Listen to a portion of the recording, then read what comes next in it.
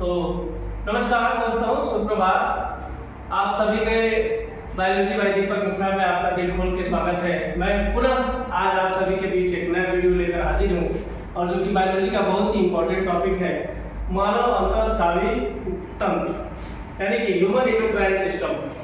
सबसे पहले शुरुआत करने से पहले हर बार की तरह मैं एक छोटा सा कोट्स बोलना चाहूँगा।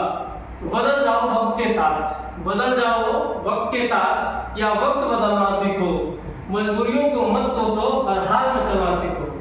पुनः मैं दोहराना चाहूँगा, बदल जाओ वक्त के साथ या वक्त बदलना सीखो, मजबूरियों को मत कोसो, हर हाल में चलना सीखो। तो आइए आज शुरू करते हैं। सबसे पहले कि मानव अंतःस्रावी तंत्र, व्हाट इज एंडोक्राइन सिस्टम। तो हम जानते हैं कि हमारे शरीर में जितनी भी मेटाबॉलिज्म होती है, जितनी भी उपापचयी क्रियाएं होती हैं और जितनी भी सारी चीजें होती हैं उसको जो नियंत्रित करने का काम होता है, और हमारी बॉडी में जो रासायनिक क्रियाएं होती हैं उसको नियंत्रित करने के लिए हमारे शरीर में जो न्यूरॉन्स है यानी कि जो तंत्रिका कोशिकाएं हैं, उसके साथ साथ ये अंतःस्रावी तंत्र भी काम करता रहता है।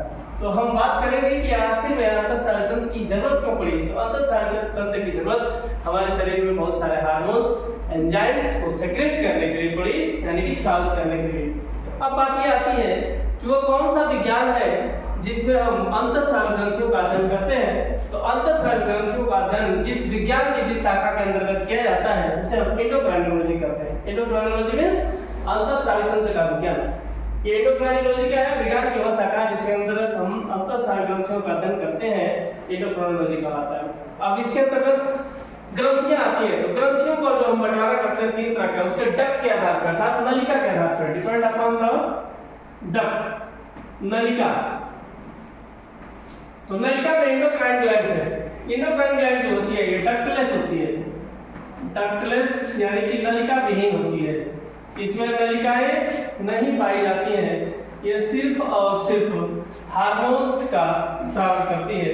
इसमें जो ग्रंथियां आती हैं वो लीवर यानी कि यकृत, सैलाइनरी ग्लैंड यानी कि लाल ग्रंथियां आती हैं। दूसरे नंबर पे आता है एक्सोक्राइन्स। एक्सोक्राइन ग्लैंड्स एंडोक्राइन ग्लैंड्स में थायराइड और पीयूष और अधिवृक्क, पीयूष ग्रंथि होता है, माफी चाहता हूँ। पीयूष ग्रंथि के बारे में बहुत ही इंपॉर्टेंट चीज आप सभी को मालूम होगा कि पीयूष ग्रंथि को मास्टर ग्लैंड कहते हैं।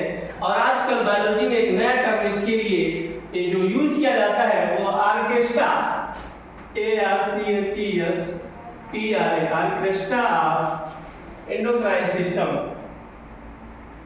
एंडोक्राइन सिस्टम अर्थात अंतःस्रावी ग्रंथ का आर्केस्ट्रा कौन है? वो है पिट्यूटरी ग्लैंड यानी कि पीयूष ग्रंथ। पिट्यूटरी ग्लैंड को मास्टर ग्लैंड भी कहते हैं और अंतःस्रावी ग्रंथियों का आर्केस्ट्रा भी कहते हैं। ये किस तरह के ग्रंथ में आती है? एंडोक्राइन ग्लैंड में आती है। एंडोक्राइन ग्लैंड क्या होती है? यह डक्टलेस होती है और यह हार्मोन्स का स्राव करती है। दूसरा है एक्सोक्राइन ग्लैंड। एक्सोक्राइन ग्लैंड जिसको हम बहिस्रावी ग्रंथ कहते हैं, यह नलिका युक्त होती है। पहला थी नलिका विहीन यानी कि डक्टलेस, ये नलिका युक्त होती है।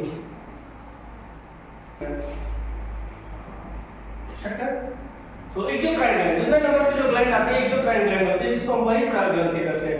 बहिस्रावी ग्रंथ में नलिका युक्त होती है, वो डक्टलेस थी, नलिका विहीन थी, यह नलिका युक्त होती है। यह सिर्फ और सिर्फ एंजाइम्स का स्राव करती है, जैसे लीवर और सैलाइनरी।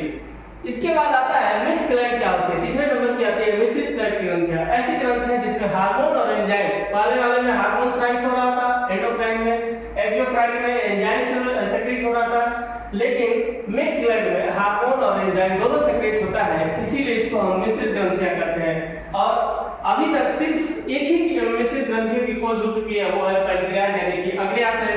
यह कई बार यूपीपीसीएस में और बहुत सारे स्टेट्स के एग्जाम में पूछा जा सकता है कि मिक्स ग्लैंड का एग्जांपल क्या है, तो पैनक्रियाज है।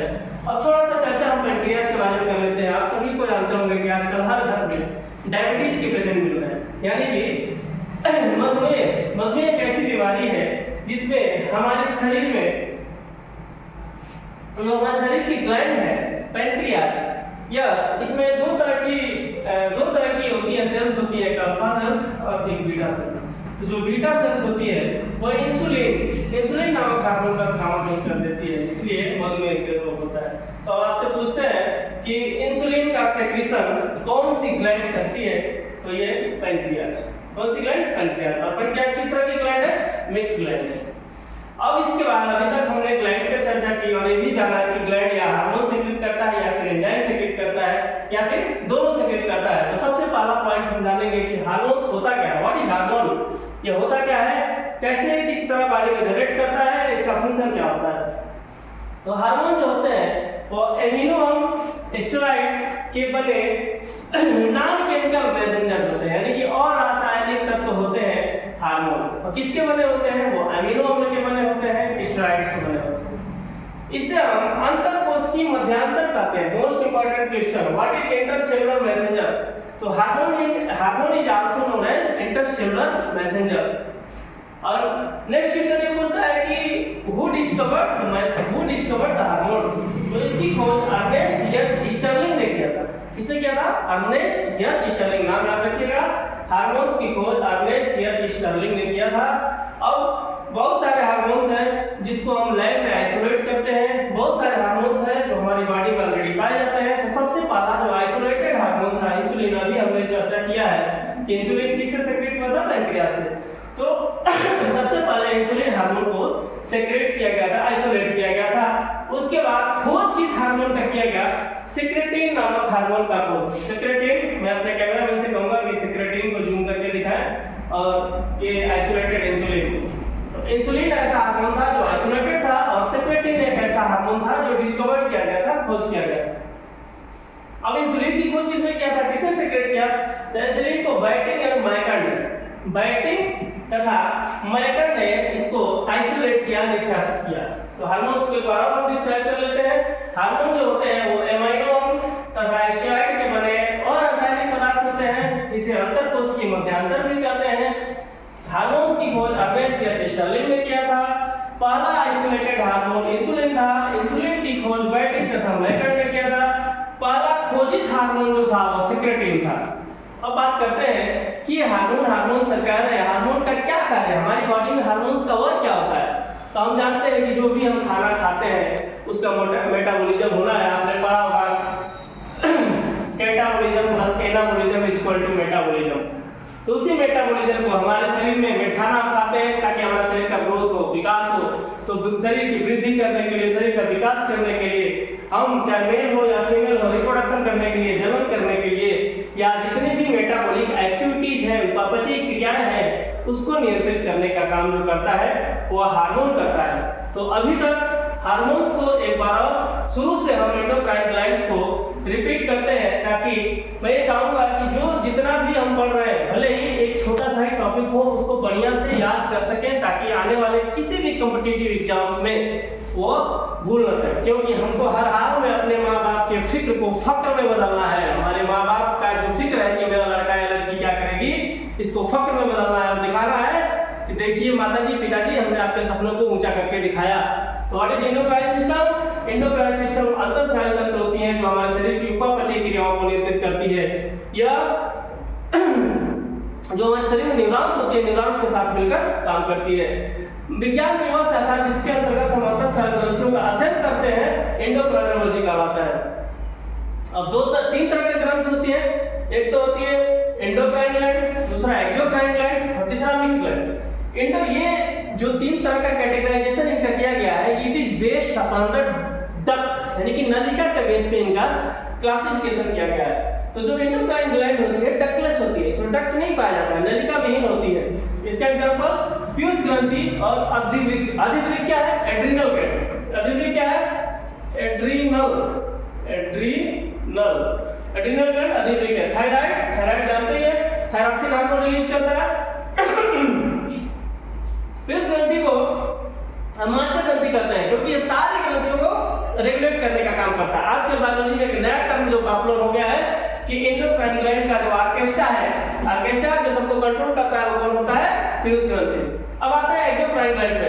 एक्सोक्राइन ग्लैंड जिसको बहिस्रावी ग्रंथियां कहते हैं, इसका एग्जांपल लीवर है और सलाइवा है, यानी कि यकृत है और लार है। अब बात करते हैं कि हार्मोन्स होता क्या है। तो हार्मोन एमिनो स्टेरॉइड के बने और रासायनिक पदार्थ होते हैं, यानी कि नॉन केमिकल मटेरियल्स होता है। इसके अंतरकोशिकीय मध्यांतर यानी कि इंटरसेलुलर मैसेंजर करते हैं। अंतरकोशिकीय को कहा गया कि दो कोशिकाओं के बीच में यह गैप रहता है। इसकी खोज किसने किया था, अर्नेस्ट एच स्टर्लिंग ने। यह जो पहला आइसोलेटेड हार्मोन था वो कौन सा था, इंसुलिन। इंसुलिन किससे सेक्रेट होता है, पैंक्रियास लिहाज से हम पीछे भी बता चुके हैं। और इस इंसुलिन की खोज किसने किया था? बैटिंग तथा मैकर ने। अब पहला खोजित हार्मोन कौन था? पहला खोजित हार्मोन सेक्रेटिन था। ये रहा हार्मोन। अब हम कहते हैं कि हार्मोन्स हमारे शरीर में जरूरत क्यों है? हार्मोन्स की जरूरत क्यों है? तो मैं चाहूंगा यहाँ दिखाएं हार्मोन्स की जरूरत। हार्मोन्स का जो कार्य होता है शरीर के विकास के लिए, शरीर की वृद्धि के लिए, हमको जनन करने के लिए, चाहे हमारा जनन हो या पुरुष हो, और उपापचय क्रिया यानी कि जो मेटाबॉलिक एक्टिविटीज होती है उसको नियंत्रित करने का कार्य हमारा हार्मोन करता है। So thank you so much.